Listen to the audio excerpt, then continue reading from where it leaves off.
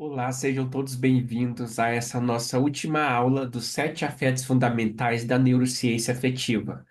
Essa aula nós fechamos o ciclo dos sete afetos fundamentais que nós temos agora a compreensão a partir das estruturas, a partir das bioquímicas e do funcionamento, do impacto e da onde veio, né, esse mapeamento que o Jack Panksepp fez dos sete afetos fundamentais. Agora, finalizando essa aula de hoje, nós iremos, na próxima aula, adentrar na neuropsicanálise na prática clínica, aonde nós iremos fazer uma revisitação a todos os conceitos freudianos psicanalíticos à luz das metodologias neurocientíficas, sobretudo neurociência afetiva.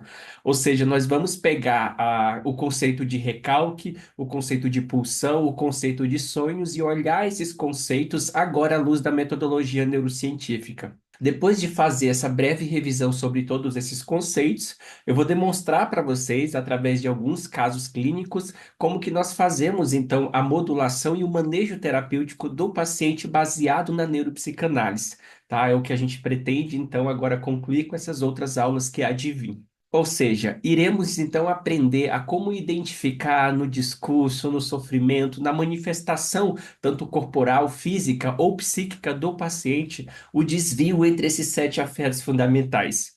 Com esse conhecimento, significa que você, enquanto professor, você, enquanto gestor de RH, você, enquanto gestor de pessoas, você, enquanto terapeuta, poderá então olhar para o paciente e verificar quais são as necessidades afetivas que esse paciente apresenta em desvio.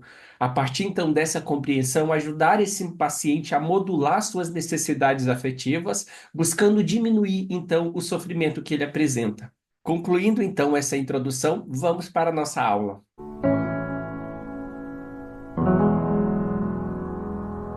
Bom, hoje nós iremos falar sobre o circuito de dominância ou o sistema afetivo play ou o sistema afetivo de brincadeira. O Jack Panksepp, que criou a neurociência afetiva, vai chamar esse circuito de brincadeira, tanto que ele dá o nome de play system. Nós aqui, cunhando então com o termo neuropsicanalítico criado pelo Mark Solomons, vamos chamar esse sistema de circuito de dominância ou sistema afetivo de dominância, porque a brincadeira se restringiria muito mais ao início desse sistema nos primeiros mamíferos, ou seja, nas crianças em desenvolvimento, esse sistema de dominância se expressa como brincadeira. É na brincadeira que elas aprendem a essência dessa ideia de dominância. Mas aqui na vida adulta, na maior parte, quando nós atendemos os pacientes, temos esse olhar muito mais voltado para o sofrimento causado por uma não capacidade de dominar, seja no relacionamento, seja no trabalho, na própria sociedade ou sobre a própria vida. Mas se você é um profissional que trabalha com criança, esse circuito de brincadeira, dominância é imprescindível dentro da clínica infantil, porque é através dessa brincadeira que a criança consegue expressar emoções, expressar pensamentos e manifestar os seus sofrimentos psíquicos. O circuito de dominância é um dos sistemas mais fundamentais para nós entendermos o sofrimento que um paciente apresenta dentro de um relacionamento conjugal, dentro de um grupo familiar, dentro de um grupo profissional ou mesmo dentro da grande sociedade. A ideia que o capitalismo traz de que para você ser feliz, para você ter acesso a recursos, para você sobreviver, para você ser amado, você tem também que ter dominância.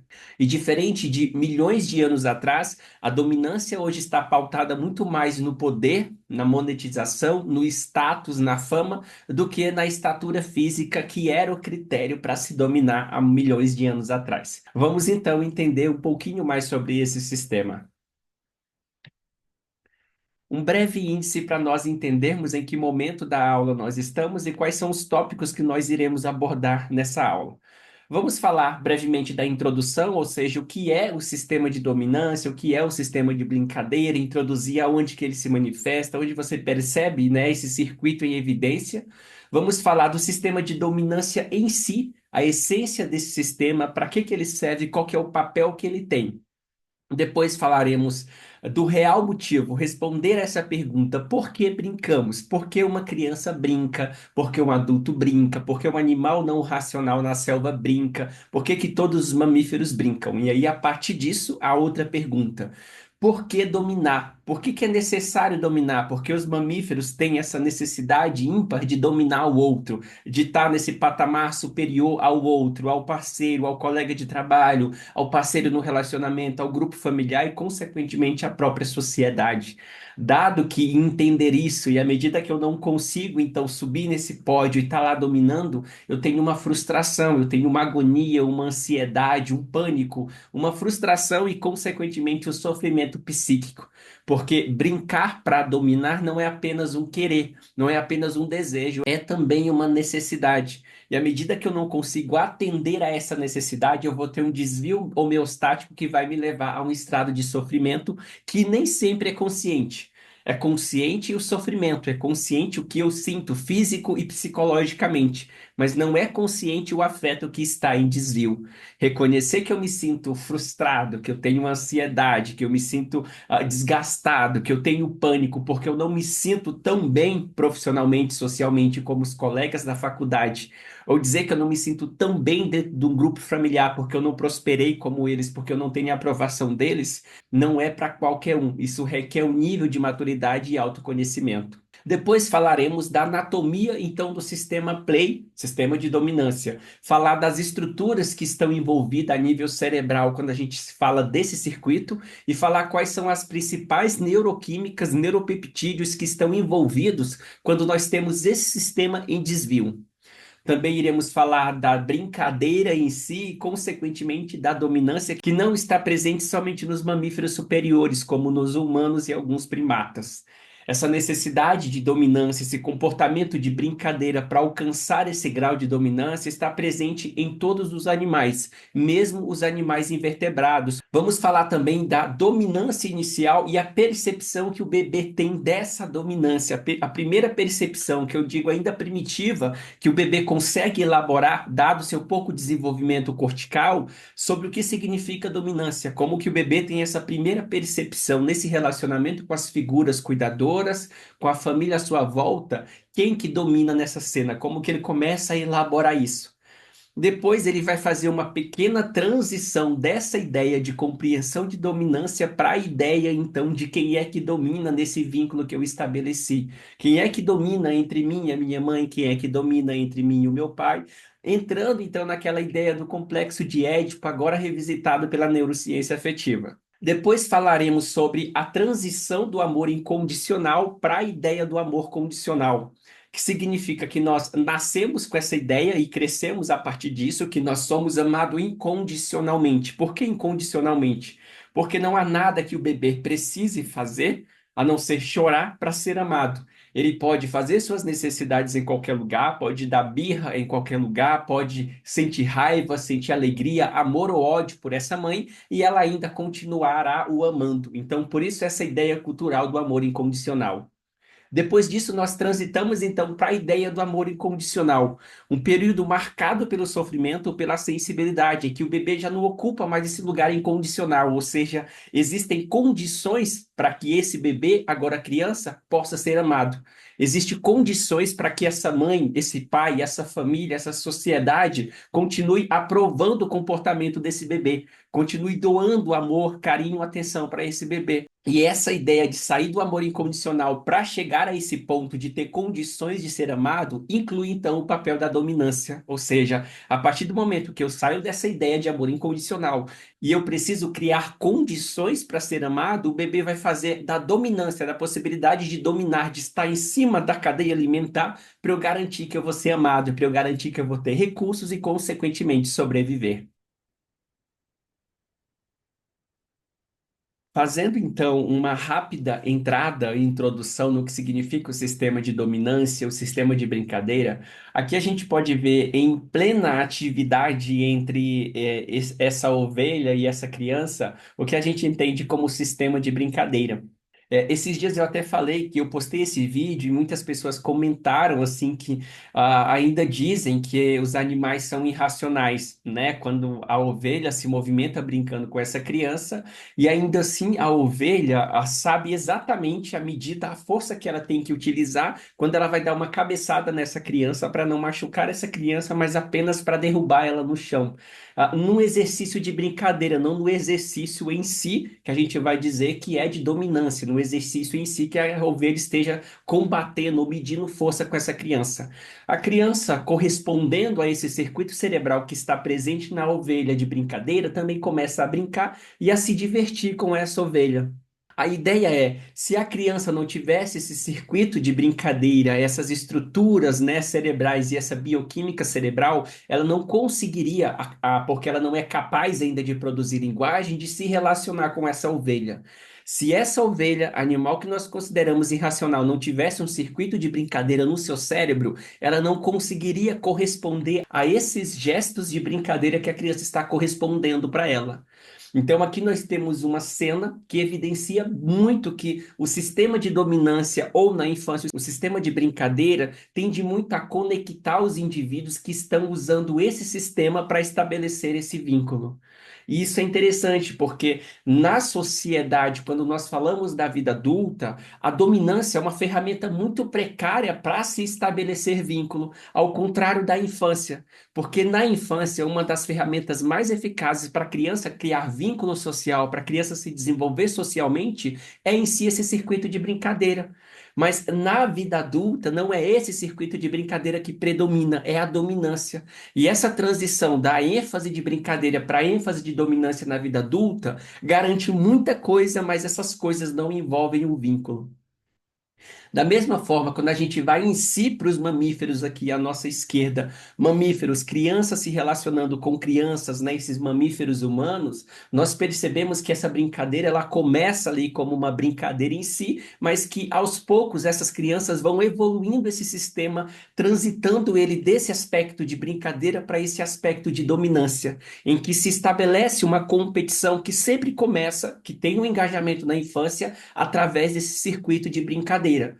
A partir disso, então, a competição de uma corrida, a competição de um futebol, a competição de um xadrez leva então para essa ideia de dominância, de escala intelectual, de escala física, né? Ou seja, nós temos uma transição na infância que começa com essa brincadeira e tende a terminar a brincadeira nessa luta, nessa ideia de dominância. Até o Jack Panksepp vai dizer que quando se estuda mamíferos roedores e eles começam a brincar, quanto mais enjaulado, ou seja, encarcerado esse mamífero está dos outros animais, mais ele tende a compensar esse tempo de brincadeira que ele ficou isolado quando ele então entra em contato com outros animais. Um outro aspecto importante é que o Jack Panksepp falou que para essa brincadeira continuar, para ela ser interessante tanto para um rato quanto para o outro, os dois precisam dividir esse ganho, ou seja, um relacionamento legal, ou uma brincadeira legal, ou uma dominância legal, ela tem que estar em média de 60 a 40, ou seja, o vencedor ganha 60% e o perdedor ganha 40%. À medida que isso se desequilibra, que o vencedor passa a ganhar 90% e o perdedor passa a ganhar somente 10%, esse perdedor tende a desistir da brincadeira. Mas de igual forma, se esse vencedor se percebe ganhando 90% e esse perdedor ganhando apenas 10%, o vencedor também tende a desistir dessa brincadeira, porque ela já não é mais satisfatória para os dois indivíduos. Então, a ideia é que esse circuito ele tem um ponto de equilíbrio que é de 60, 40, 40, 60, diz que se nós olhássemos então para uma sociedade em que a política, o governo, o trabalho, o empresário tivesse 60, 40, nós teríamos uma possibilidade equilibradamente dominante para se conviver, numa possibilidade melhor para a gente alcançar a paz. À medida que nós temos uma escala que desativa esse sistema que diz que eu não posso estar 60 e o outro 40, que eu preciso ter 100 e o outro ter zero, eu estabeleço então uma competição que sai desse campo da dominância saudável e passa então a ativar o sistema de rage, que seria o sistema de raiva. Constantemente o capitalismo em si tenta estimular esse sistema, tentando diferenciar que se nós tivermos aquele produto, se nós formos aquela pessoa, se nós tivermos aquela bolsa, se nós fizermos aquela viagem, estaremos então disparados na frente dos outros indivíduos ou na frente dos outros competidores. À medida que se estabelece um relacionamento que seja saudável, eu vou levar para a família, vou levar para o social, para o profissional ou mesmo para o conjugal, eu preciso ter um jogo de 60 a 40. Eu domino de vez em quando, o outro domina depois. A gente faz essa negociação para que esse relacionamento possa prosperar. Diria que hoje, na educação que nós temos, mesmo vindo da educação mais básica escolar, não se estabelece esse equilíbrio. É sempre essa ideia de que você precisa ser o primeiro, de que você precisa tirar 10, de que você precisa ser o melhor.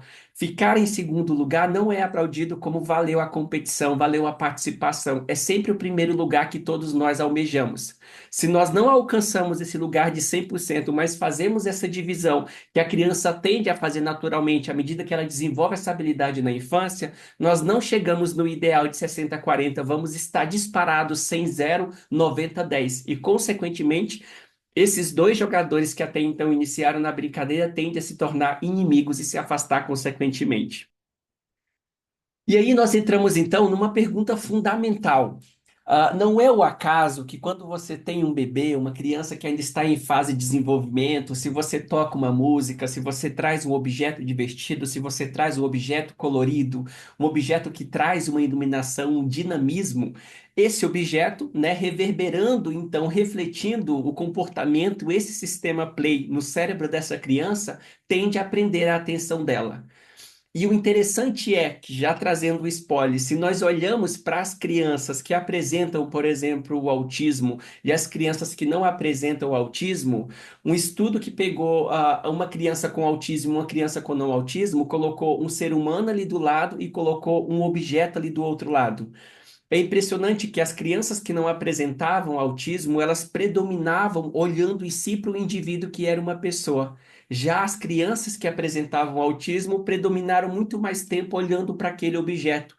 Quando foram então olhar através de imagem cerebral, enquanto esses indivíduos olhavam para a pessoa e para o objeto, perceberam que quando a criança que não tinha autismo olhava para a pessoa, se ativava uma determinada região no cérebro que tem vínculo social, que faz ela se interagir com pessoas.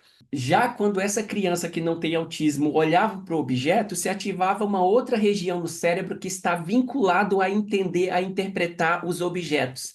Quando nós fazemos então esse mesmo experimento com uma criança, quando a criança olha para aquele indivíduo, a pessoa, o ser humano, ela tende a ativar a região do cérebro dela que está vinculada à interpretação de objetos e não exatamente à interpretação de pessoas. Percebe a diferença disso? Quando uma pessoa que não tem autismo olha para a pessoa, ativa então a área do cérebro que identifica o humano. Quando essa pessoa que não tem autismo olha para o objeto, ativa-se então a estrutura no cérebro que identifica os objetos. Quando fazemos esse mesmo experimento com uma pessoa que tem autismo, a pessoa olha para o humano e a região do cérebro que se ativa é a região que identifica objetos. E não se ativa a região que deveria identificar o humano. Talvez daí nós tiramos então esse peso da ideia da criança autista não conseguir sustentar o olhar no outro, não conseguir conversar olhando no olho. É apenas um dado para trazer que esse sistema play, então, ele leva para esse equilíbrio da criança corresponder de acordo com o seu ambiente. Um ponto crucial de nós falarmos por que crianças, por que nós brincamos, não só o ser humano, mas também outros mamíferos, é a ideia de que é através dessa brincadeira que a criança vai conseguir, então, desenvolver a sua habilidade social, a sua habilidade emocional, o seu desenvolvimento cognitivo. É nessa relação com outros indivíduos que a criança aprende a respeitar os limites sociais, aprende a interpretar papéis, aprende então a guardar regras desse contexto de convívio.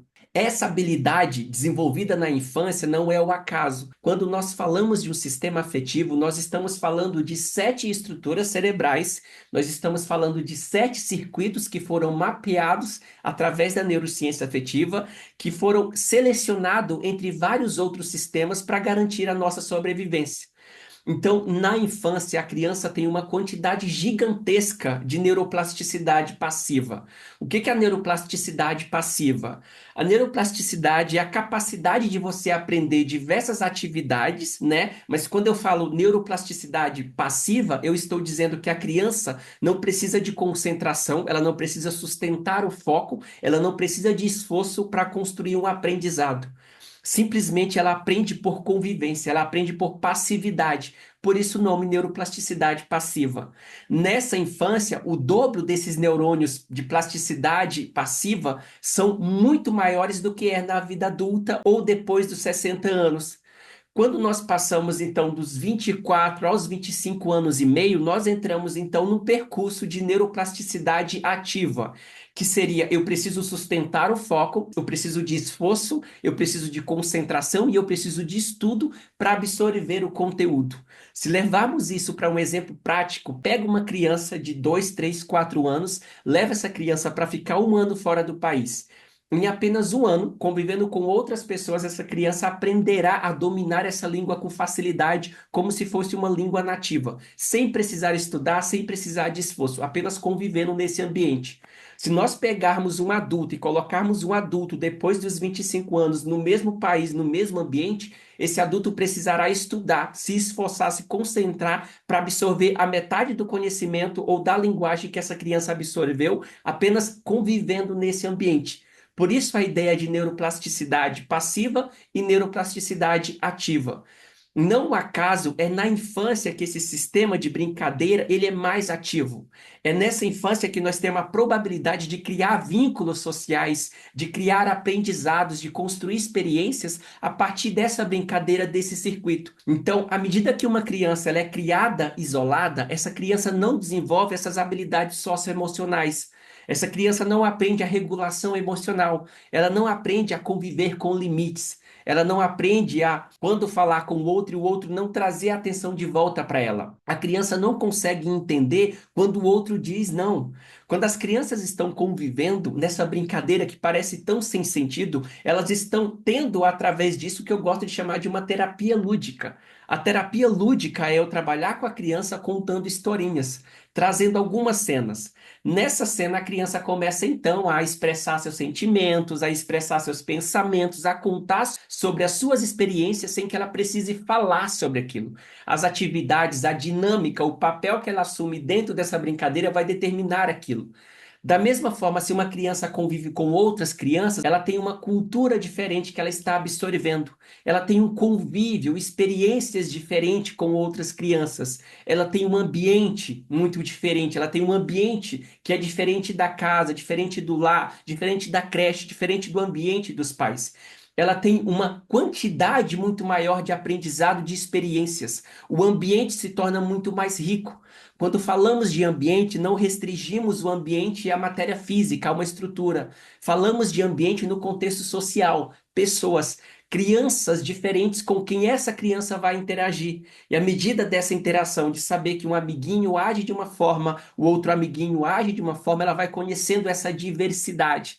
E à medida que ela convive com essa diversidade, ela tende a construir uma habilidade, um repertório de ferramenta emocional muito maior para transitar entre essas diferentes crianças, entre esses diferentes ambientes, entre essas diferentes experiências. À medida que eu isolo essa criança, eu não permito que essa criança então desenvolva essas habilidades. Se uma criança não desenvolve uma habilidade, é como dizer que na vida adulta, essa criança não vai conseguir escolher os sabores que ela quer experimentar. Ou seja, convivendo com outras crianças, na escola, na creche, na atividade, numa festinha, numa atividade lúdica, essa criança está transitando entre sentimentos, está experienciando a raiva, está experienciando a frustração, está experienciando a alegria, a surpresa, o desejo, o prazer. E à medida que ela convive com isso, nada disso para ela é novo. Isso é repertório que ela vai construindo. Quando essa criança se torna então um adolescente, ela vai para esse convívio social que passa a exigir um pouco mais de maturidade dela, ela já tem esse repertório um pouco mais amplificado. Mas à medida que a criança perde a oportunidade de experimentar essas emoções, esses sentimentos, de conviver nessas diferentes experiências na infância, ela está dificultando o aprendizado dela na vida adulta. A capacidade socioemocional de transitar entre as emoções. Então, crianças precisam conviver com outras crianças. Crianças, à medida que elas vão se desenvolvendo, elas precisam conviver com outras crianças maiores, menores, da mesma idade, para que ela consiga construir então o seu aprendizado. É à medida dessa convivência com outras crianças que a criança começa a se reconhecer, a se entender como diferente do amigo. Sou diferente, não sou igual, mas nem por isso sou pior. E aí a criança tem as suas experiências, divide a sua interpretação interpretação às suas experiências com os pais, e nesse vínculo mais saudável, os pais fazem esse acolhimento e a criança tem então a possibilidade de conhecer o mundo, sempre recebendo o apoio e o amparo desses pais. Muito melhor do que estar na vida adulta e não conseguir lidar com o não, não conseguir entender o limite do outro ou impor o seu próprio limite, de respeitar as suas próprias vontades, de respeitar os seus próprios valores. À medida que a criança não aprende essas habilidades cognitivas, socioemocionais na infância, ela terá que aprender na vida adulta e geralmente não é pelo mesmo prazer, pela brincadeira que a gente consegue aprender, intuir e incentivar as crianças na infância.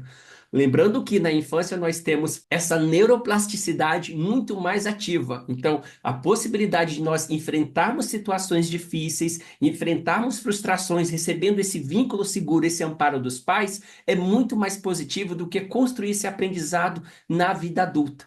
Ou seja, é nessa brincadeira, é para isso que esse circuito está lá. É à medida que eu brinco que eu consigo exercitar determinados papéis, determinadas habilidades que eu vou precisar usar na vida adulta.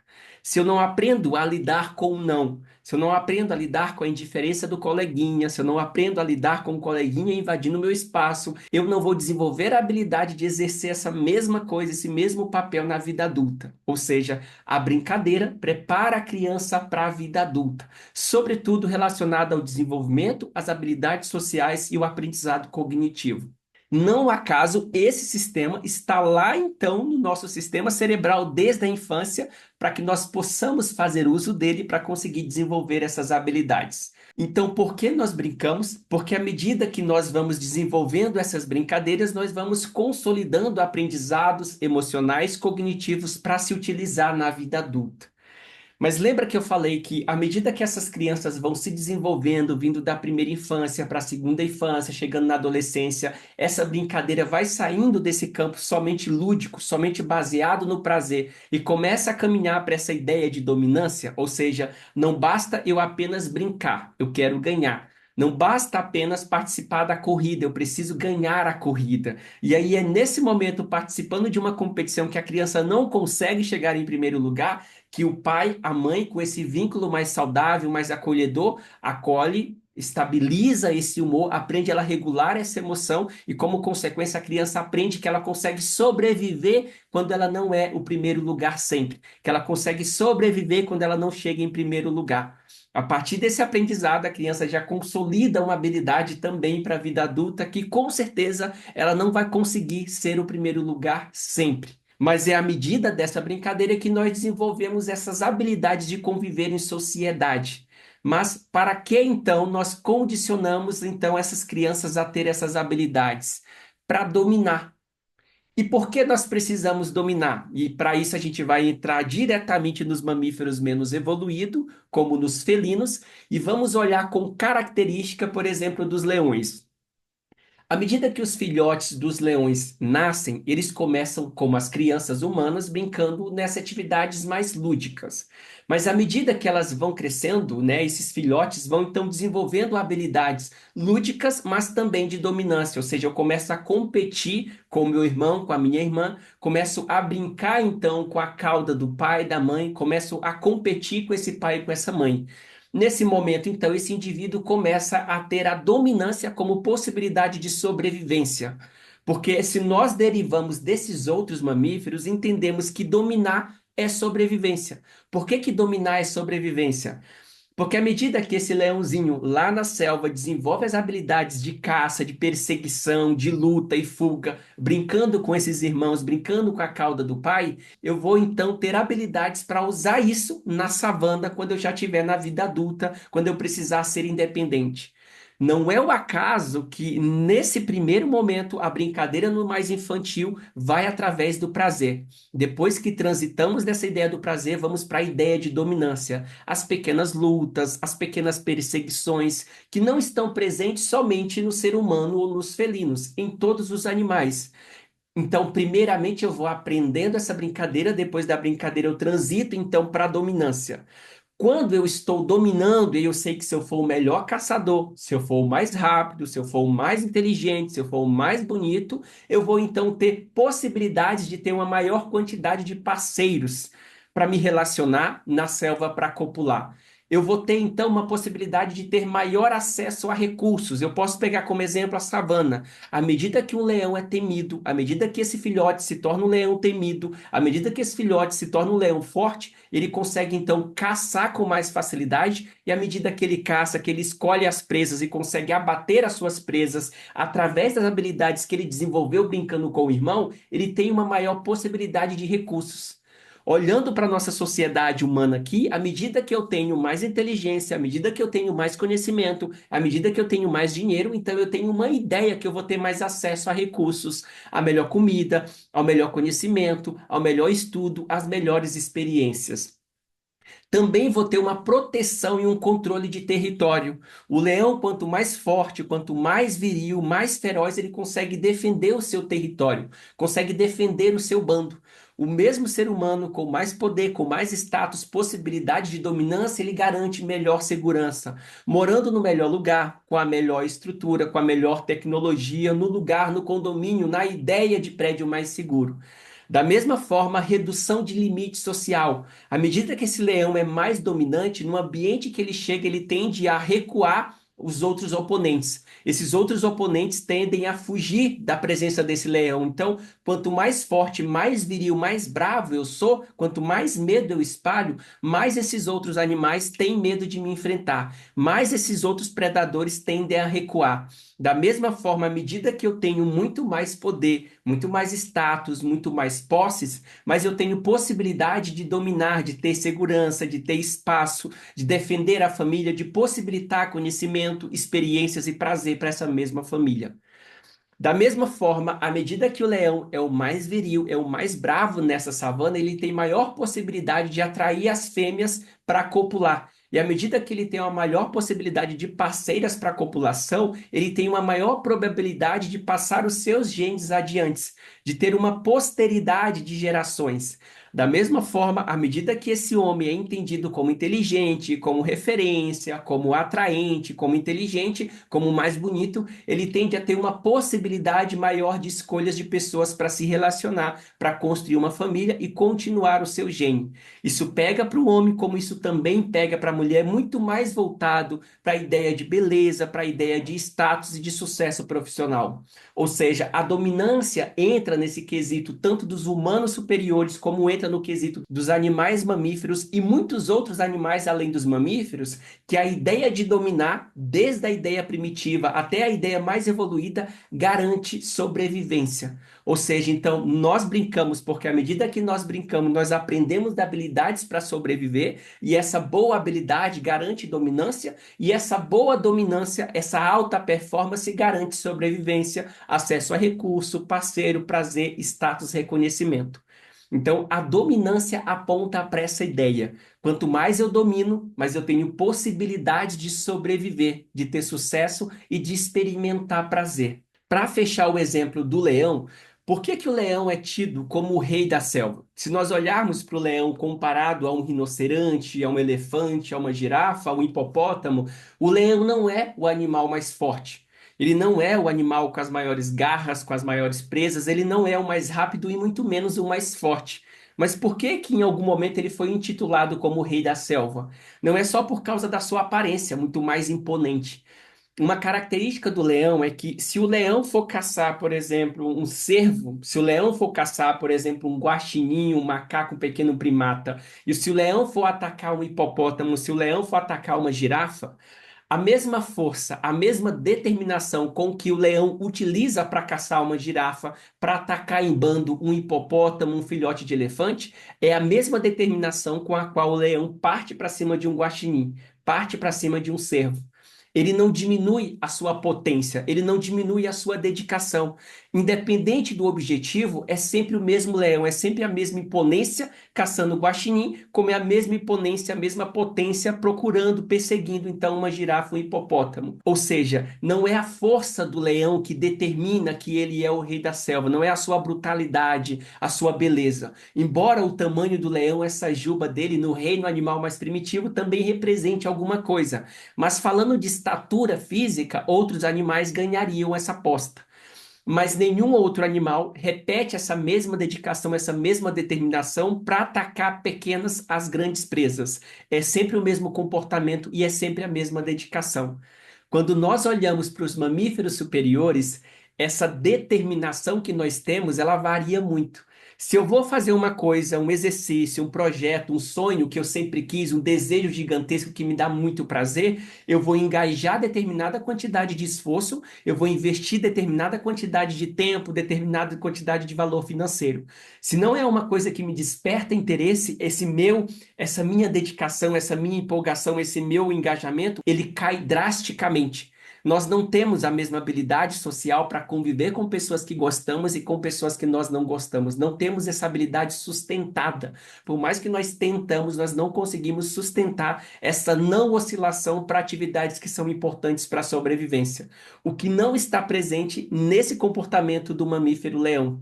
Por isso, então, a ideia do leão ser o rei da selva. Mas guardem essa informação, tanto no reino mais primitivo como no reino mais evoluído dos humanos, dominar é a ideia de sobreviver. E o brincar é o que me possibilitará, na vida adulta, ter mais condições, mais ferramentas, mais possibilidades de dominar. E à medida que eu consigo dominar, eu tenho mais chances de sobreviver. Falando um pouquinho sobre a anatomia desse sistema play, desse sistema de dominância e sistema de brincadeira, nós temos ali envolvido nessas estruturas o córtex pré-frontal lateral, que está ali com uma setinha, com uma bolinha vermelha. Nós temos o córtex pré-frontal ventromedial, temos o estriato, o hipocampo anterior e o hipocampo posterior, temos a amígdala e nós temos o sulco intraparietal. Essas são as estruturas que estão em ativação quando uma criança está brincando, que são as mesmas estruturas que estão em ativação quando um ser humano está competindo, está jogando futebol, está jogando vôlei ou está prestando um vestibular. Da mesma forma, nós temos ali como neuropeptídeos e bioquímicas envolvidas a dopamina, que tem o engajamento, a força, o prazer, a determinação para continuar. Temos a serotonina, que é de fato esse prazer, essa sensação de bem-estar, de recompensa que eu tenho. Tem a ocitocina, que tende a estabelecer o vínculo social, a capacidade de intuir, de ter empatia, de intuir o que o outro está pensando, o que o outro está planejando. E nós temos o neuropeptídeo B e W, que tem muito a ver com essa consolidação de aprendizado, com essa consolidação de atos físicos, de estratégias para alcançar um objetivo. Se vocês observarem ali as setinhas que a gente tem, as cores que estão à tona, as cores que estão evidenciadas nessa imagem, você vai perceber que essas cores azuis, elas se acendem, elas se ativam quando nós estamos num contexto social e também se ativam quando nós não estamos num contexto social. Agora, quando nós estamos num contexto social, ou seja, interagindo, convivendo com outras pessoas, nós temos essa regiãozinha marcada como vermelho em atividade. Por isso que eu disse que quando uma criança, por exemplo, que apresenta um grau alto de autismo, olha para uma pessoa, a região que vai se ativar nela está mais relacionada a não contexto social. Já uma pessoa que não apresenta essa característica do autismo vai ter em maior atividade essa regiãozinha de contexto social, porque ela identifica pessoas. Então, nós temos estruturas que entram em atividade quando nós estamos convivendo com outras pessoas, quando nós estamos planejando alguma coisa para sair na frente dessa pessoa, se estamos traçando uma estratégia para vencer o inimigo, para vencer um predador, ou para ser mais inteligente que o colega, ou para ser mais inteligente que o outro competidor. Aquilo que eu sempre evidencio, não são apenas teorias, são estruturas que representam esse sistema afetivo. São neuroquímicos, neuropeptídeos que evidenciam que quando esse sistema, quando uma pessoa que tem necessidade de dominância é subjugada o tempo todo, essa pessoa tem uma hiperativação de algumas regiões cerebrais. Quando essa pessoa tem um equilíbrio num relacionamento, no grupo social, num grupo de trabalho profissional, um 60-40, uma negociação, um trabalho em que eu presto serviço para um chefe, mas esse chefe me respeita, esse chefe não me humilha, esse chefe valida o meu trabalho, a minha atividade, a gente está numa relação 60-40, a probabilidade desse relacionamento continuar é significativa. Em qualquer área, se eu tenho um equilíbrio de 60-40, uma negociação, uma brincadeira de um fica por cima, o outro por baixo, a gente vai fazendo uma negociação, esse relacionamento é tido a esse sistema afetivo de dominância como relacionamento saudável. Se nós pegamos esses dados e levamos eles para a qualidade do trabalho atual, onde nós temos uma qualidade de trabalho que tende a adoecer muito mais do que os ambientes que poderiam proporcionar esse adoecimento em quesito físico, em quesito biológico, nós temos então uma relação de trabalho, uma relação social, uma relação profissional que está pautada muito mais pela ideia de dominância, pela ideia de negociação. À medida que o outro não faz essa negociação de 60-40, então eu tenho relacionamentos que tendem a trazer um prejuízo, que tendem a trazer um adoecimento mental, como então um comportamento muito mais disfuncional. E aí vocês olham para as pessoas que chegam no consultório, a quantidade de pessoas que trazem reclamações, adoecimento a partir de experiências no trabalho é muito mais complexa, muito mais profunda, em maior quantidade, do que as pessoas que trazem esses traumas, que trazem esse sofrimento psicológico, mental, a partir de um relacionamento familiar, a partir de um relacionamento pessoal. Ou seja, essa negociação que esse sistema de dominância pede não está sendo suprida, não está sendo aceita, porque a maioria das relações são desiguais, a maioria das relações são disfuncionais. É o outro querendo dominar o tempo todo, o outro humilhando o tempo todo, o outro invalidando o tempo todo.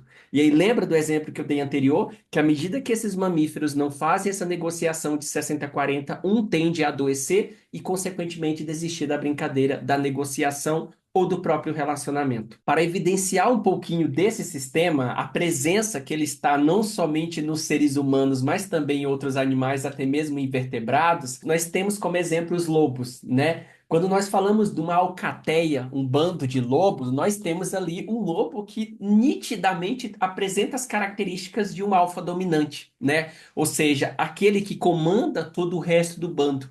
E os lobos têm características específicas para determinar que esse vai ser o dominante, que esse vai ser o alfa. Essa característica é ter abatido o maior número de presas, saber comandar, direcionar, guiar esse outro bando, conseguir então combater outros competidores, outros predadores e, consequentemente, ter vencido batalhas. Ou seja, dentro desse próprio grupo, existe algumas batalhas em que esse lobo vai sair como dominante. E aí ele vai tomar então esse posto, né, de líder.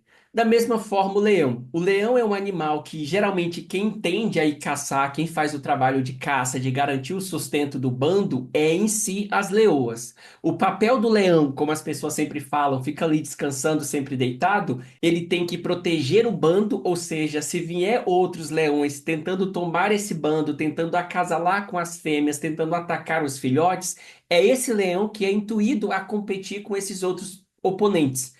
É o leão que vai então combater esses outros rivais. O leão não é o que caça, mas ele é o que garante a proteção desse bando. Tanto que o leão tem um comportamento, se tem dois leões irmãos em um mesmo bando, ou se tem um leão só, ele vai pastorear, ou seja, ele vai percorrer todo o território que pertence a esse bando, sair fazendo xixi em cada um desses pontos para demarcar território, mas todos os dias ele vai pastorear esse território para garantir que esse bando dele está em segurança, ou seja, proteção. Os primatas exibem uma força física, geralmente quebra galho, arrastar galho pela floresta, lutar um com o outro, bater no peito, né? A mesma coloração que alguns apresentam nos seus pelos traz essa ideia de macho alfa, aquele que domina todo o grupo de macacos. E a ideia é que esse grupo de macaco, ele não estabelece essa dominância somente pela força bruta, mas ele também estabelece essa dominância através da negociação, através da socialização. Quando você vê um macaco que pensa em desafiar o macaco que está no poder, que está na dominância, o primeiro exercício dele não é ir direto lutar com esse outro primata. A coisa que ele faz é começar a catar nos outros macacos, e os macacos catam nele, e essa troca de catação é então uma forma de vínculo social, uma forma de diálogo. E à medida que ele estabelece essas relações, essas alianças sociais, ele tem então um grupo que está pronto para desafiar, apoiar ele a desafiar esse outro gorila, esse outro macaco que está na liderança. Ou seja, Aqui nós temos nesse primata um pouco mais superior do que os outros mamíferos, um animal que utiliza a força, a expressão dessa força, mas também a dominância, a negociação, as relações, as alianças sociais como possibilidade de ser um dominante. Temos também entre as aves o corvos e as gralhas azuis, que são animais que demonstram esse comportamento através de dança, através de um ritual que elas seguem, dançando, tentando atrair a fêmea, tentando chamar a atenção de outros machos e demonstrando a sua força, fazendo determinadas acrobacias, fazendo determinados comportamentos, piruetas para poder demonstrar então essa agilidade e se tornar o alfa dominante. Temos entre as aves também, né, o galo. O galo é um animal que, se você vai em qualquer terreiro, em qualquer ambiente, em qualquer galinheiro, você vai encontrar sempre um galo que é dominante naquele território. Não significa que tenha apenas ele de galo. Pode ter vários puleiros assim, você vai ter sempre um galo que é dominante. Um galo que não só afugenta e impõe respeito aos outros animais, como também o macho que tem maior direito de acasalar com as fêmeas. Entre os peixes, nós temos o cavalo marinho, que também expressa determinados comportamentos entre danças, ataques, acrobacias, piruetas, demonstrando então a sua agilidade, a sua dominância, a sua destreza para assumir esse lugar de dominância. Competem através de luta com outros machos para atingir esse lugar de dominância. Outro peixe é o beta. O beta é um peixe que vai atacar, que vai até praticar canibalismo, se for necessário, com outros peixes, para adquirir, para impor a sua própria dominância. Nós temos as formigas, nós temos os crustáceos como o caranguejo, nós temos as mariposas, temos as abelhas, que são animais que também têm uma rainha, que tem um comportamento que vai levar um deles a atingir esse lugar de dominância dentro desse grupo. Claro que se nós olhamos para a sociedade em si, desses gorilas, desses leões, desses lobos, existem inúmeras microsociedades, inúmeros microgrupos. E cada um desses animais vai estipular uma liderança dentro de cada grupo. Então, são muitos líderes tendo um líder para cada grupo. Alguns animais vão apresentar uma outra característica, como as hienas, em que o animal que lidera, que tem esse lugar de liderança, geralmente não é o macho, mas é a fêmea. Então, a fêmea, por ter uma maior quantidade de testosterona, é o animal que vai liderar dentro de um grupo, dentro de um bando. Diferente dos outros animais que eu citei aqui, né? Então, a hiena, por ter essa maior quantidade de testosterona no sexo feminino, exatamente por causa da brutalidade, da agressividade, é uma das únicas espécies, entre outras, que vai ter então esse comportamento de liderar dentro de um grupo, de ser a fêmea alfa, por assim dizer, né? Trouxe isso aqui só para vocês perceberem que esse sisteminha de dominância, eles não está presente somente nos seres humanos ou nos primatas.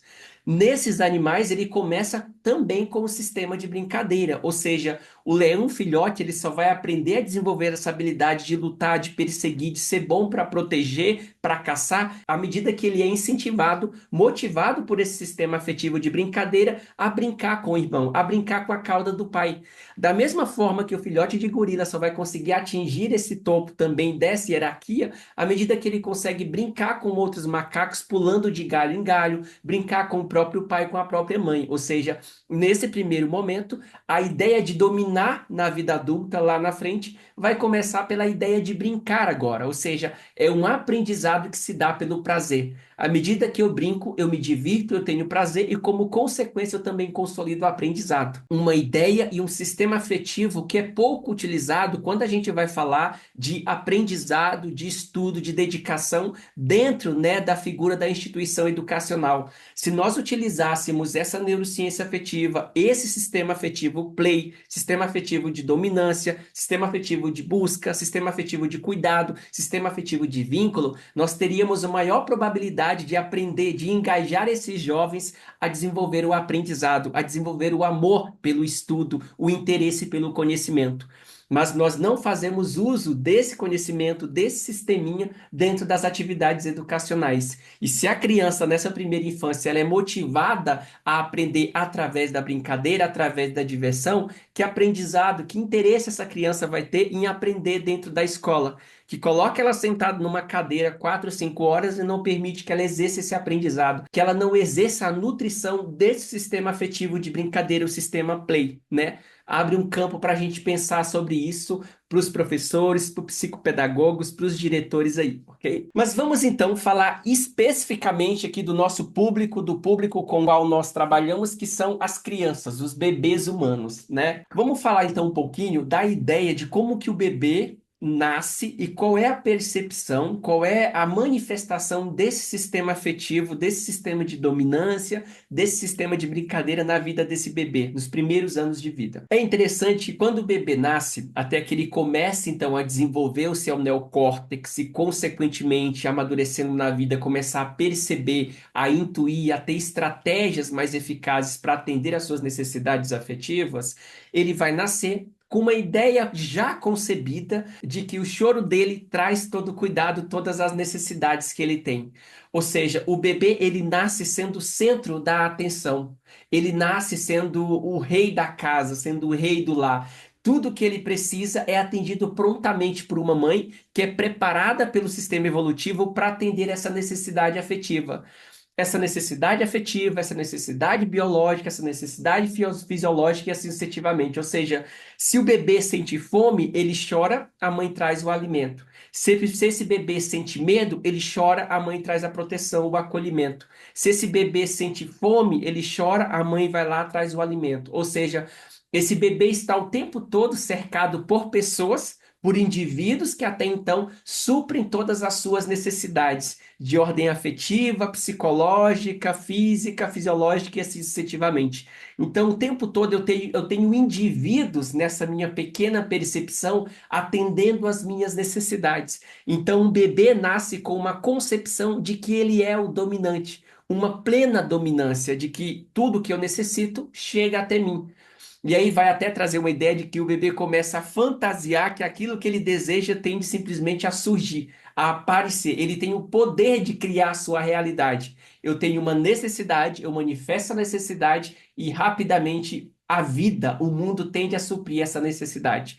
Então a percepção do bebê como indivíduo pequeno, frágil, é que todos os outros atendem à sua necessidade. Até porque o próprio psicanalista Winnicott vai dizer que a criança ainda não consegue se diferenciar da própria mãe. Para a criança, a mãe e ela são o mesmo, continuam sendo um. Então, à medida que eu tenho essas necessidades são atendidas, porque tem um adulto que é a extensão de mim, tá? Essa é a primeira percepção que o bebê, então, tem na vida, tem ao nascer. Depois esse bebê vai evoluindo, né? Esse bebê começa então a evoluir, começa então a ter uma maior capacidade de aprendizado, vai tendo alguma percepção, fazendo algumas intuições, né? E ele começa a perceber, isso é muito nítido, quem tem criança percebe isso, que o bebê começa a sentir falta de algumas coisas, de alguns adultos, de alguma realidade que ele pudesse criar. Ou seja, às vezes o bebê sente fome e à medida que ele vai se tornando uma criança, ele percebe que essa mãe, que esse pai, que essas pessoas já não estão disponíveis o tempo todo. Às vezes ele vai se machucar, ele vai chorar, ele vai ser abandonado porque a interpretação do bebê de ir para a creche, de ficar sozinho, não é entender que a mãe teve que trabalhar. A interpretação dessa criança, desse bebê, ao ser deixado sozinho, longe da mãe, longe do pai, da figura cuidadora, é que ela foi abandonada. E aí a criança começa a perceber que então ela não é mais dominante. Ela não é mais dominante, ela não consegue mais criar a realidade o tempo todo. Então, existe uma necessidade aqui de vínculo, existe uma necessidade de abraço, existe um medo constante e essa mãe, esse pai não aparece para me acolher, não aparece para me proteger, para me proteger. E aí a criança começa então a perceber que ela não é dominante mais, ela já não está nesse lugar de ser dominante, porque todos não estão disponíveis para ela o tempo todo. E aí ela sai dessa ideia que a gente vai falar de princípio do eu, né, do eu ideal, né, do eu ideal, do ideal do eu, essa ideia de que tudo gira ao redor do meu umbigo, em que tudo que eu quero aparece, tudo que eu preciso, em que tudo que eu necessito já surge. Parecido com essa ideia do eu ideal, né? Do ideal do eu, aquilo que eu preciso, tudo se adequa a mim, eu sou sempre suprido, eu sou sempre atendido. Depois a criança começa a sair disso e vai para o princípio de realidade, né? O princípio de realidade, de entender que, ó, a realidade é isso aqui. Eu tenho necessidades e essas necessidades não são atendidas quando eu quero, não são atendidas no momento que eu preciso, não são atendidas no momento que eu peço. Essa mãe não está sempre disponível, esse pai não está sempre disponível. Então a criança começa então a sair desse princípio do prazer, em que tudo para ela gira em torno do prazer, em ter necessidades atendidas, em ter necessidades supridas, e começa então a transitar para essa ideia do princípio da realidade. Sai do princípio do prazer, bebê, criança, vai para o princípio da realidade. E aí ela começa a perceber que esse pai e essa mãe não está sempre disponível. E ela vai, então, à medida que ela consegue, elaborar explicações do porquê ela já não está mais nesse lugar dominante. E ela começa a perceber que esse pai, essa mãe, essa figura cuidadora é maior que ela, é maior fisicamente, é mais inteligente, é mais poderosa. Ela começa a perceber que eu dependo desse ser maior aqui para garantir a minha sobrevivência. Eu necessito desse ser maior aqui para garantir o meu alimento. Eu necessito desse ser maior aqui para me proteger. Aquela ideia do Lacan de que a criança então percebe que ela e a mãe já não são mais a mesma, que ela não é só uma extensão da mãe, que ela e a mãe são figuras diferentes. E a criança então vai buscar isso no mundo, né? E essa ideia de que esse outro é maior e por isso ele é dominante, vem muito do reino primitivo. Porque se nós olharmos para os animais não humanos e primatas mais evoluídos, os animais até então entenderiam que um predador maior, uma ameaça, é aquilo que é fisicamente maior. Uma ameaça, um possível predador, um possível perigo é aquilo que apresenta uma estatura física muito maior que a minha. Se nós olharmos para os seres humanos lá, os astecas, os incas, nós vamos perceber que ainda assim, olhar para o ser humano maior, com maior porte físico, com maior estatura, era uma compreensão de que ele era maior que eu. Se nós pegarmos roedores, se nós pegarmos alguns animais, eles têm um comportamento, como por exemplo o urso, de ficar em pé apoiado apenas nas duas patas traseiras para demonstrar o seu tamanho, a sua ferocidade. Da mesma forma que os roedores, os camundongos também fazem quando eles estão ameaçando outro animal. Os gatos também, né, eles se inclinam, levantam a barriga para poder demonstrar também essa força.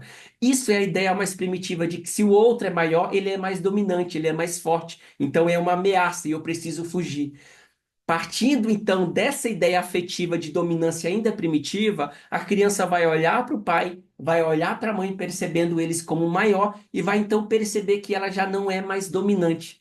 Ela não sendo mais dominante, ela entra então nessa ideia de que eu dependo do outro para sobreviver, né? Ou seja, dominância garante sobrevivência. Então a criança vai então elaborar à medida que ela consegue uma estratégia, um pensamento. O que eu faço então para ser amado? E aí ela transita, gosto muito de falar, ela transita dessa ideia cultural do amor incondicional para a ideia do amor condicional. Ou seja, nasci como filhote, como bebê e tinha total necessidade afetiva, total necessidade física atendida. Eu era amado, né, incondicionalmente. Podia sentir raiva, podia fazer cocô, podia sentir medo, podia chorar, fazer barulho, birra, eu era sempre atendido. Eu não passava fome. Tinha sempre adultos ali em volta de mim para me proteger. Nesse momento que eu ainda estabeleci essa dominância. Então, ser dominante é garantir amor incondicional na cabeça dessa criança. E como consequência, ela vai então começar a perceber, a elaborar, a se perguntar o que eu preciso, o que eu posso ou o que eu consigo fazer para merecer ou para conquistar o amor do outro, para conquistar o vínculo do outro, para conquistar a atenção do outro, para conquistar a validação do outro. Ou seja, a criança vai perceber que estando nesse lugar de dominância, ela vai então ter suas necessidades atendidas, incluindo o vínculo. E aí ela percebe nesse grupo que ela convive, geralmente muito o pai e a mãe, a figura cuidadora, uma ideia de que o que eu preciso fazer, ou onde eu preciso estar, quem eu preciso ser para garantir esse vínculo. Preciso ser a criança obediente, porque se eu não for a criança obediente, a minha mãe vai me repreender. Se eu não for a criança educada, a minha mãe vai me repreender, vai me castigar. E à medida que ela me castiga, ela não está me amando, ela não está me validando. A gente vai entrar então naquela ideia do complexo de Édipo. Para os meninos, eles olham para o pai e vê o pai como proximidade dessa mãe que atendia às minhas necessidades, que cuidava de mim, que podia me proteger. O que eu preciso fazer para estar no lugar desse pai e ter a proteção, a validação, o amor dessa mãe? Não necessariamente a criança vai intuir o desejo de matar o pai para ficar com a mãe. Não necessariamente a menina vai intuir a ideia de matar a mãe para ficar com o pai. Mas se estabelece nessa ideia freudiana do complexo de Édipo uma ideia de quem eu preciso ser para ter o amor dessa mãe. do que eu preciso ser para ter o amor desse pai. E à medida disso, então, a criança vai ter o ideal do que ela precisa ser, um ideal de quem ela precisa ser, um lugar que ela precisa estar. Preciso estar no lugar desse pai, precisa estar no lugar da mãe. Então, consequentemente, ela vai estabelecer estratégias para ser melhor que esse pai ou para ser melhor que essa mãe, para ter a segurança de ter o vínculo com essa mãe ou com esse pai. Então, a ideia do complexo de Édipo não é eu quero matar o meu pai para ficar com a mãe, não é eu desejo o meu pai, por isso eu vou matar minha mãe. É uma ideia de que eu desejo ter esse vínculo com ele, porque o vínculo está acima dessa necessidade sexual, que a neurociência afetiva vai dizer que a criança ainda não sente na infância. Não é que a criança tem sexualidade, desejo sexual pela mãe. Não é que a criança tem desejo sexual pelo pai. É que a criança tem desejo de vínculo, desejo de pertencimento, desejo de ligação, de afeto, de laço com esse pai, com essa mãe. E como consequência, ela estabelece esse outro: preciso ser essa mãe ou preciso ser esse pai, preciso substituir esse pai, preciso substituir essa mãe. Mas não eliminar eles, mas atingir esse patamar deles, competir com eles, demonstrar que eu sou bom tanto quanto eles. E aí então a gente faz essa interpretação desse complexo de Édipo, que a gente vai aprofundar um pouco mais na frente, tá? Mas então, até então eu tinha aqui um amor incondicional e agora existe uma condição, um critério para que eu consiga garantir esse amor, para que eu consiga continuar sendo amado, sendo validado e reconhecido. Nesse período de transição e sair desse amor incondicional para esse amor ideal é muito sofrido, é muito difícil, porque daí a criança começa a condicionar, então, que eu tenho necessidades a serem atendidas, não só as necessidades fisiológicas de alimento e de proteção, mas eu tenho também necessidades afetivas. Lembra das nossas 7 necessidades que a gente está completando a aula aqui hoje? Os 7 sistemas afetivos? Tenho necessidade de busca, tenho necessidade de medo, de fugir daquilo que me causa medo, eu tenho raiva de certas pessoas, eu tenho necessidade de vínculo, de sexo, de cuidado, de dominância. Tenho necessidades afetivas a serem atendidas. À medida que eu consigo, no caso da criança, ser essa pessoa ideal, esse filho ideal, ou no caso dos humanos, dos outros animais, à medida que eu consigo dominar, eu consigo ter mais possibilidades de atender as minhas necessidades afetivas. Se eu estou no topo dessa cadeia de dominância, no topo dessa cadeia de inteligência, no topo dessa cadeia de beleza, de status, de fama, eu tenho maior probabilidade de criar possibilidades para atender a minha necessidade de dominância, a minha necessidade de cuidado, a minha necessidade de sexo. Ou seja, nós estamos utilizando uma necessidade afetiva de dominância como um mecanismo de defesa, como ferramenta para suprir as outras necessidades afetivas. O pasmem é que a dominância não garante que eu vou conseguir suprir as minhas outras necessidades afetivas. Porque entre as 7 necessidades afetivas, uma das mais intensas a medido a nível neurológico, neurocientífico que nós temos é a necessidade de vínculo. Nós temos uma estrutura cerebral que é robusta, que se acende, que se ativa tanto quanto nenhuma outra emoção, ou seja, a necessidade de vínculo, de estar conectado, de me sentir pertencente, de me sentir acolhido, parte de algum grupo, parte de alguma pessoa, amado, reconhecido, visto por alguma pessoa, é mais intenso do que qualquer outra emoção. É mais intenso do que o medo, é mais intenso do que a alegria, é mais intenso do que a raiva, é mais intenso do que o sexo. Essa emoção. Então a ideia é as pessoas vão buscar dominar, e aí a gente tem que olhar o que que significa dominância na nossa cultura atual, mas as pessoas vão buscar dominar porque elas entendem primitivamente, como no reino dos outros animais, que dominar é garantir as necessidades afetivas atendidas, que dominar é, sobretudo, garantir necessidade de vínculo. E aí a gente pensa quantas pessoas buscam fama, buscam dinheiro, buscam reconhecimento, validação para experimentar vínculo. Quantas pessoas buscam ser o melhor na profissão? Quantas pessoas buscam dar orgulho para os pais? Quantas pessoas buscam ter mais dinheiro somente para ouvir daquele pai, daquela mãe? Que orgulho de você! Eu te amo, você é o melhor filho, eu estava errado, você é muito bom, você é muito inteligente, você é muito bonito. Ou seja, nós estamos tentando alcançar status que se categoriza na cultura atual como dominância, para reconhecer, para tentar demonstrar para aqueles que não nos deram vínculo que nós merecemos ser amados. O problema é que muitas pessoas alcançam esse status, alcançam essa grana, alcançam essa fama, mas não garantem o vínculo. Porque dominar, liderar seu líder não garante vínculo. Garante poder, garante dinheiro, garante fama, mas poder, dinheiro, fama não garante vínculo. Sobretudo quando nós falamos de necessidades de vínculos fragilizadas na infância, em relação ao pai, à mãe ou às figuras cuidadoras. Para vocês terem uma ideia do que significa essas novas formas de dominâncias, quando nós falamos da cultura atual, da nossa sociedade bastante capitalista, eu peguei essa pesquisa aqui social do Pierre Bourdieu e do Max Weber. O que eles fizeram? Eles pegaram um grande número de população de culturas diferentes e fizeram uma mensuração do que esse grupo aqui considera como sucesso. O que esse grupo aqui considera como mais importante? O que esse grupo aqui busca na vida? O que ele tem como prioridade? Para vocês terem uma ideia, 25% da população que eles entrevistaram disseram que a prioridade, a coisa mais importante para eles, que eles mais buscavam na vida, 25% falaram que era o dinheiro e riqueza. Ou seja, essas pessoas diziam que o maior bem, o maior desejo delas eram riqueza e dinheiro. Outra parcela de pessoas, 20%, disseram que era fama e reconhecimento público, ser famoso, todo mundo me conhecer, ser conhecido publicamente. Outros disseram que é poder político, poder de liderar, poder de governar e assim sucessivamente. Conhecimento e educação, apenas 10%. Status e posicionamento social, 10%. Controle de informação de dados, 5%. E aqui eu queria chegar. Autonomia emocional e psicológica, que vai apontar para a modulação dos nossos afetos, tem apenas 5% das pessoas que buscam isso como prioridade ou que consideram isso importante. Saúde e bem-estar, apenas 5% da população também considera isso importante. Vocês têm uma mensuração disso? Quando as pessoas vão lá dizer, eu vou buscar dinheiro, vou buscar riqueza, vou buscar fama, poder político, essas pessoas não buscam dinheiro para ter dinheiro. Essas pessoas não buscam riqueza para serem ricos. Essas pessoas não buscam fama para serem famosos.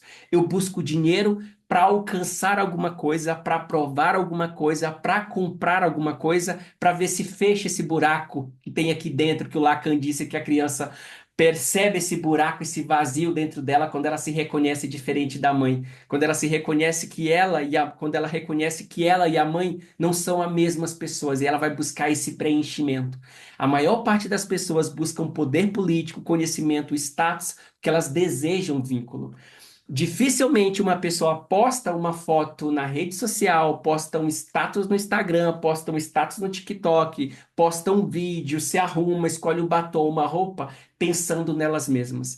Tudo isso que nós fazemos, a maior parte do que nós escolhemos, do que nós tomamos como decisão, dos objetivos aqui que nós seguimos na vida, está pautado para provar para o outro, para garantir que o outro vai me amar, que o outro vai me reconhecer, que o outro vai me elogiar, vai me notar, eu vou ser visto, eu vou ser percebido, eu vou ser validado, eu vou ser reconhecido.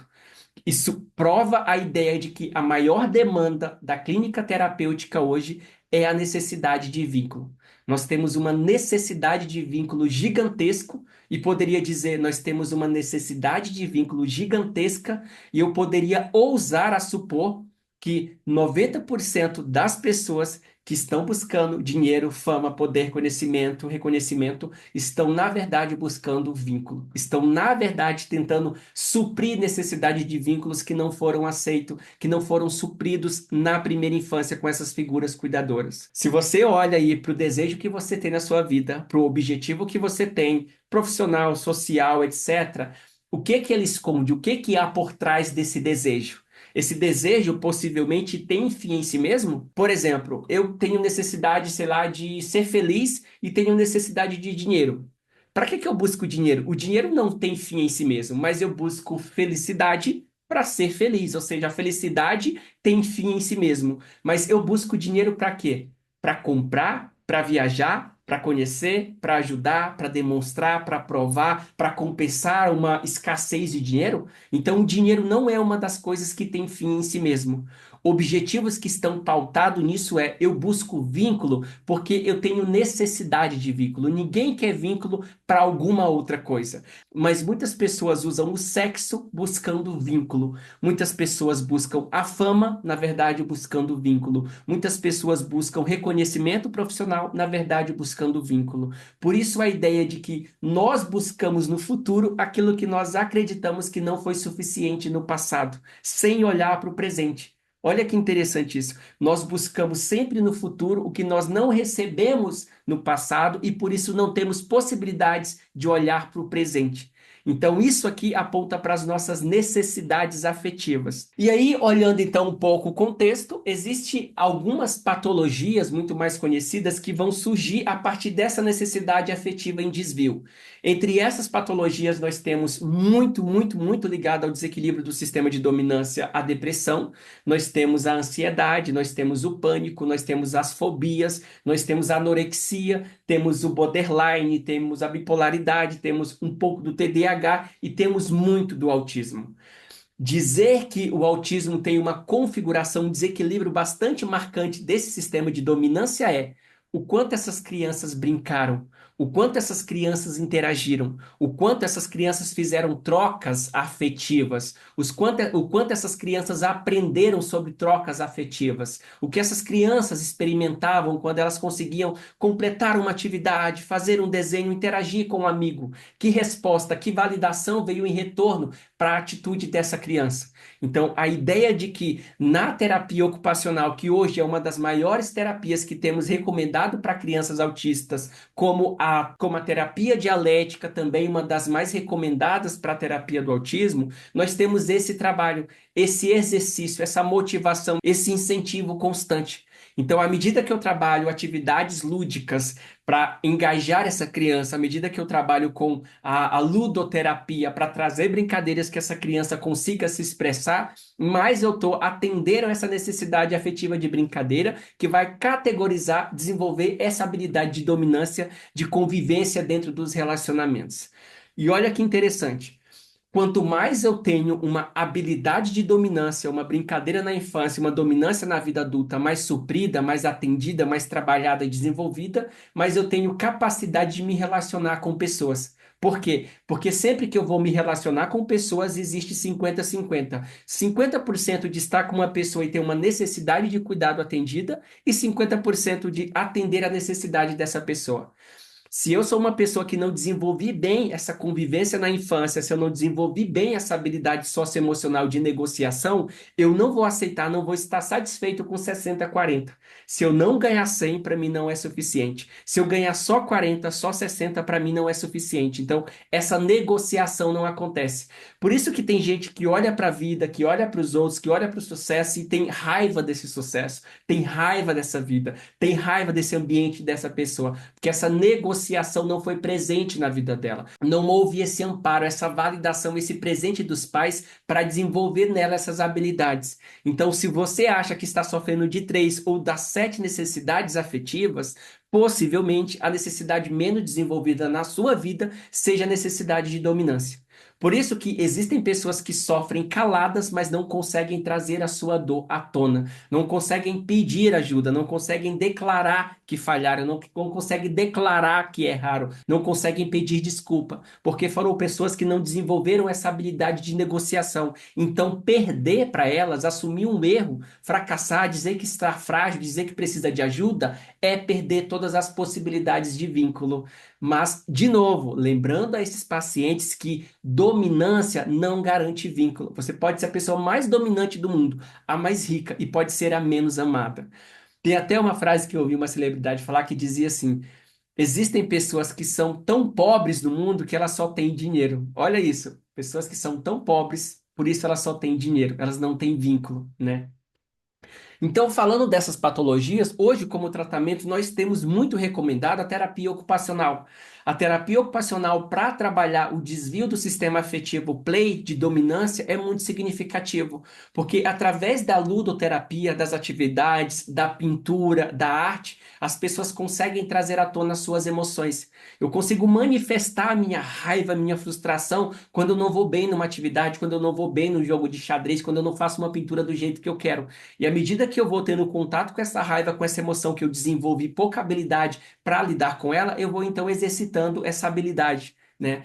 O outro método de terapia é a terapia musical, muito recomendado para trabalhar o sistema afetivo play em desvio, muito recomendado para trabalhar a dominância, porque possibilita essa expressão, não só a nível psicológico, mas também a nível físico hormonal, assim como dança e movimento, também sendo uma das terapias mais recomendadas, dançar, se movimentar, fazer um esporte, alguma coisa, para aprender a regular a emoção, para aprender a manifestar habilidades emocionais que foram rígidas, que foram enrijecidas, reprimidas lá nessa infância e olhar para essas emoções agora, para essas habilidades agora e começar a desenvolver, começar a fazer uso dentro das suas possibilidades. Bom, pessoal, acho que é isso. Essa foi uma das nossas aulas mais curtas de todos esses 7 afetos, né? Mas eu consegui ilustrar bem aqui um pouquinho sobre o sistema Play, o que que significa, e aí eu até faria um convite, né? Para olhar para a sua vida aí, o quanto você acha que você é dominante na sua profissão. Eu sei que tem tanta gente que está na nossa profissão, como neuropsicanalista, psicanalista, terapeuta, psicólogo, psiquiatra, e se sente tão frustrado, né? Se sente tão mal assim, não me sinto tão bonito, não me sinto tão jovem, não me sinto tão velho, não me sinto tão inteligente, eu não leio tantos livros, eu não tenho tanto conhecimento, eu não sei falar assim, eu não apresento assim. E por causa disso a gente tem uma ideia que a gente não é tão bom quanto a outra pessoa.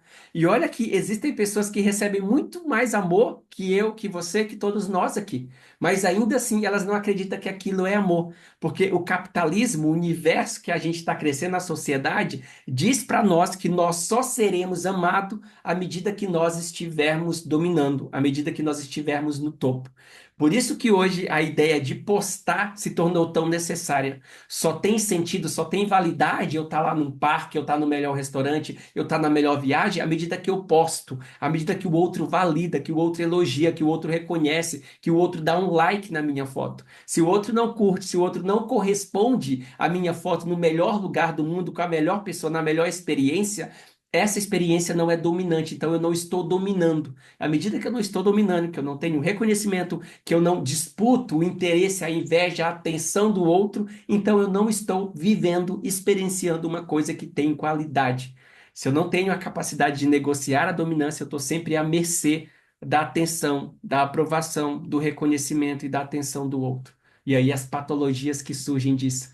Porque a maior ideia hoje de você estar sendo feliz, de você ter um relacionamento de qualidade, é se você consegue compartilhar isso na rede social e, sobretudo, se a rede social corresponde àquilo que você está dizendo que é interessante. Se a rede social diz que não é interessante, se a rede social não aprova, então você está dizendo que não tem qualidade, não tem interesse naquilo, né? A gente está trocando a qualidade das poucas relações, dos poucos vínculos, pela quantidade dos likes, dos compartilhamentos, dos inscritos e dos comentários. Aí as patologias chegam gigantescas no consultório. Certo, pessoal? Era isso. Espero que vocês tenham gostado da aula. Sei que essa aula não é ao vivo, né? Vocês estão vendo essa aula posteriormente à gravação dela, mas deixe aí nos comentários o que que vocês acharam dessa aula. Gostaria muito, assim, de ler o comentário de vocês, que a gente encerrou um pouquinho esse ciclo dos 7 afetos fundamentais e me dizer o que que você achou, o que que mudou na sua perspectiva de entender esses 7 circuitos que o mamífero tem no cérebro dele, sobretudo nós humanos, e como isso modificou a forma que você olha para as coisas, tá? Vou ter um prazer enorme de responder o seu comentário, tá bom?